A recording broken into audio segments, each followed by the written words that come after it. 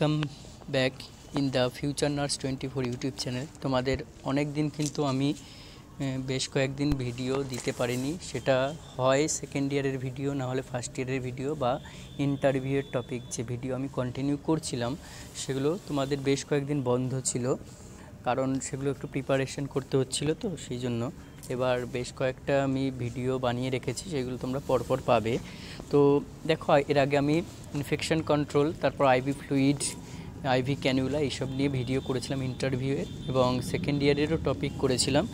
তো আজকে যেটা করতে চলেছি সেটা দেখো, emergency and medicine ward related question কী কী ভাইবার জন্য ইম্পর্টেন্ট হতে পারে, প্রাইভেট হোক বা গ্রেড 2 নার্সিং রিক্রুটমেন্টের জন্য। প্রথমে দেখো টপিকটা, তাহলে আমি তোমাদের বলেই দিলাম যে emergency ward related, okay, emergency and medicine ward related questions. তো প্রথম কোয়েশ্চেন দেখো, যেটা হচ্ছে আমি তোমাদের বলবো, কোনো একটি পেশেন্টের হাত বা পা কেটেছে, ওকে, হাত বা পা কেটেছে এবং প্রচুর ব্লিডিং হচ্ছে দেখা গেল। এবার তোমাকে কোশ্চেন করতে পারে, অ্যাজ এ নার্স তোমাকে প্রথম কি করা উচিত, তুমি প্রথম ফার্স্ট প্রায়োরিটিতে কি করবে।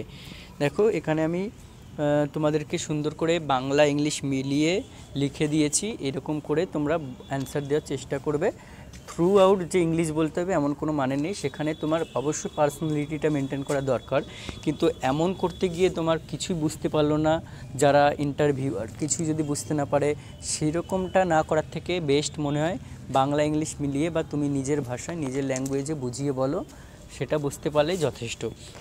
তাহলে দেখো, যদি এরকম কেস হয় তাহলে অ্যাজ এ নার্স কোনো পেশেন্টের সিভিয়ার ব্লিডিং স্টপ করতে হলে ব্লিডিং সাইটকে এলিভেটেড করে রাখতে হবে ও ক্লিন ক্লথ বা স্টেরাইল গজ দিয়ে কভার করতে হবে, ওকে।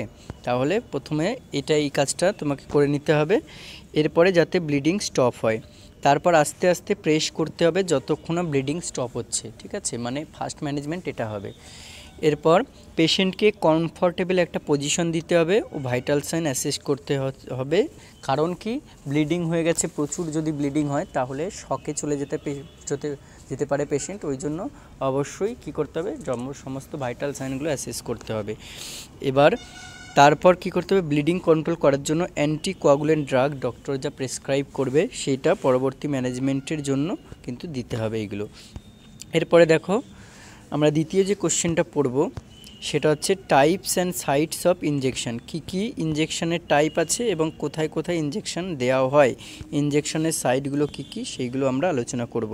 তো তোমরা এটা কিন্তু ফার্স্ট ইয়ার জিএনএম এবং ফার্স্ট ইয়ার বিএসসি এই যে যারা করে এসছো কোর্সগুলো, তারা কিন্তু পড়েছো তাদের সেই ইয়ারে।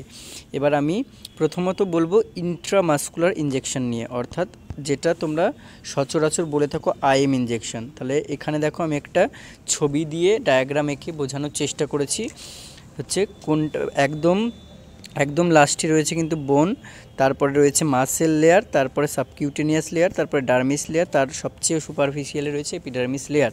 তাহলে আইএম ইনজেকশন আমি এইটা দিয়ে মার্ক করেছি, অর্থাৎ একদম কোথায় গেছে, মাসেল লেয়ার পর্যন্ত গেছে, ওকে, বোনে কিন্তু কোনো ইনজেকশন যাবে না, ঠিক আছে। তাহলে মাসকুলার ইনজেকশন যদি আমরা ডিসক্রিপশন দিই তাহলে অ্যাঙ্গেল হবে 90 ডিগ্রি। এবার দেখো সাইডগুলো কী কী, কোন কোন সাইটে দেওয়া হয়, 5টা সাইট অবশ্যই মনে রাখবে। একটা হচ্ছে মিড ডেল্টয়েড মাসেল, যেটা হচ্ছে ফোর আর্মে, তারপর একটা হচ্ছে ডর্সোগ্লুটিয়াল মাসেল, তারপর হচ্ছে ভেন্ট্রোগ্লুটিয়াল মাসেল, আর 4 নম্বরে ভাস্টাস ল্যাটেরালিস, আর 5 নম্বরে রয়েছে রেকটাস ফিমোরিস মাসেল, ওকে। এই 5টা সাইট হচ্ছে ইন্ট্রামাসকুলার ইনজেকশন এর সাইট। এরপরে যে ইনজেকশনটা আমরা ডিসকাস করব সেটা হচ্ছে সাবকিউটেনিয়াস ইনজেকশন, সাবকিউটেনিয়াস সংক্ষেপে এসসি ইনজেকশনও বলা হয়। এগুলোর প্রসিডিও রয়েছে কিন্তু সেগুলো অত ইম্পর্টেন্ট নয়, কিন্তু এইগুলোই তোমাদের ধরে যে একটা ভাগ ধরতে পারে যে ইনজেকশনের ভাগ বলো, তখন বলতে হবে একটা প্যারেন্টারাল আর একটা হচ্ছে এন্টারালটা রুট হয় তোমার হচ্ছে ওরাল, তারপর সাবলিঙ্গুয়াল, বাক্কাল, এইগুলো, ঠিক আছে। আর প্যারেন্টারালের মধ্যে ইন্ট্রামাসকুলার একটা ডিসকাস করলাম, এবার সাবকিউটেনিয়াস, ইন্ট্রাভেনাস আর ইন্ট্রাডার্মাল, এগুলো হচ্ছে প্যারেন্টারাল রুট। অ্যাঙ্গেল কত, 45 ডিগ্রি। সাইট হচ্ছে অ্যাবডোমেনে বোথ সাইডে দেওয়া হয়, আপার আর্মে আর হচ্ছে মিড থাইয়ে। এরপরে যেটা ডিসকাস করব সেটা হচ্ছে ইন্ট্রাভেনাস ইনজেকশন। আর এখানে আরেকটা বলে রাখি, এই যে সাবকিউটেনিয়াস ইনজেকশনের অনেক সময় কিন্তু তোমাদেরকে এক্সাম্পল জিজ্ঞেস করে যে এমন এমন কয়েকটা ইনজেকশনের নাম বলো যেটা হচ্ছে এসসি রুটে দেওয়া হয়। সবাই কিন্তু বেশিরভাগই বলে থাকে কি, বেশিরভাগই কিন্তু বলে থাকে যে ইনসুলিন। এবার তোমাকে সেখানে পুরো মানে ডিরেকশন দিয়ে দেবে যে ইনসুলিন ছাড়া বলো আর কোথায় আর কি কি ইনজেকশন সাবকিউটিনিয়াস রুটে দেওয়া হয়। তাহলে ইনসুলিন ছাড়া তোমরা বলতে পারো, আমি একটা বলে দিচ্ছি যেটা হচ্ছে এপিনেফ্রিন বা অ্যাড্রিনালিন, এটা সাবকিউটিনিয়াস রুটে দেওয়া হয়।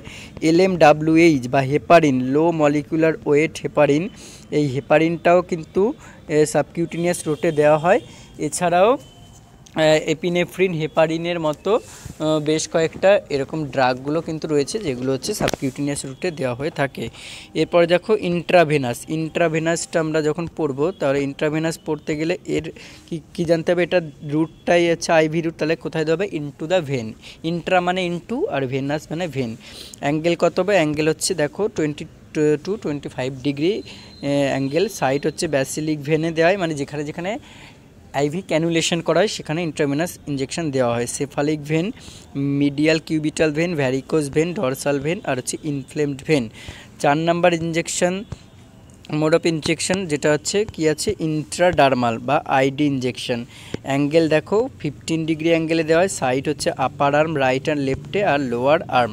তাহলে এখানে তোমাদেরকে যে কোয়েশ্চেন জিজ্ঞেস করতে পারে যে এমন কিছু ভ্যাকসিন বা ড্রাগের নাম বলো যেটা হচ্ছে আইডি রুটে দেওয়া হয়। আইডি রুটে আমরা কি করে থাকি, আমরা সাধারণত সেখানে স্কিন টেস্টগুলোকে করে থাকি। তাহলে সমস্ত অ্যান্টিবায়োটিকগুলো যেগুলো স্কিন টেস্ট করায় আইডি রুটে করা হয়। এছাড়াও কোন ইনজেকশন দেওয়া, ভ্যাকসিন দেওয়া হয় যেটা হচ্ছে ARV মিনস হচ্ছে অ্যান্টি র্যাবিস ভ্যাকসিন, এটা কিন্তু ইন্ট্রাডার্মাল রুটে দেওয়া হয়ে থাকে। এরপরে দেখো আইভি ফ্লুইড ক্যালকুলেশন। তো আইভি ফ্লুইড ক্যালকুলেশন নিয়ে যে ভিডিওটা, এটা কিন্তু আমি একটা সেপারেট ভিডিও করতে চাইছি, ওই জন্য তোমরা আজকে এই পর্যন্তই জানো।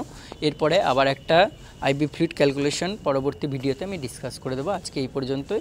সবাই ভালো থেকো, সুস্থ থেকো আর ভিডিওটি দেখতে থেকো।